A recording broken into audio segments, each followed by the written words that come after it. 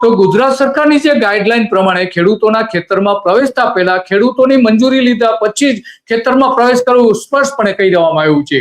અને એટલા માટે ખેતરમાં આયા પછી એમાં પંચનામું કરતી વખતે તલાટી, સરપંચ, ગ્રામ સેવક, મામલતદાર, ખેડૂત માલિક જે જમીનના માલિક છે એ અને પાવર ગ્રીડ કંપની જે છે અદાણી વતી જે કામ કરી રહી છે એ કંપનીના અધિકારીઓ સાથે રાખીને પંચનામું કરવું. એ સિવાય કોઈ પણ જાતનું તમે કરવું નહીં. અને અમને ખેડૂતોએ માંગણી કરી આમાં સ્પષ્ટપણે આપણે જોઈએ આગળ પણ એમાં બતાવે છે કે કયા પ્રકારની માંગણી હતી. તો વાવથરા જિલ્લાના ખેડૂતોને વળતરની માંગણી 30/10/2025 નવસારી જિલ્લામાં એટલે કે 2025માં જે 30/10/2025માં જે વળતર આપવામાં આવ્યું હતું એ વળતર પ્રમાણે અમને આપો એવી સ્પષ્ટપણે માંગણી કરી છે. અને ત્યાં નવસારીમાં 1.75 કરોડ રૂપિયા વળતર આપવામાં આવ્યું હતું. તો અહીંયા જ એટલું આપવું જોઈએ.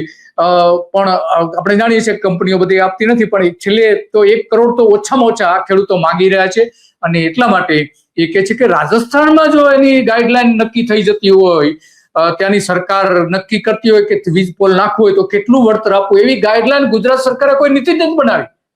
મોટો સવાલ એ આવે છે. અને એટલા માટે આ ખેડૂતોએ જે આવેદનપત્ર આપ્યું છે એમાં સ્પષ્ટપણે કહ્યું છે કે ગુજરાત સરકારની ગાઈડલાઈન પ્રમાણે 200% વધારો આપો.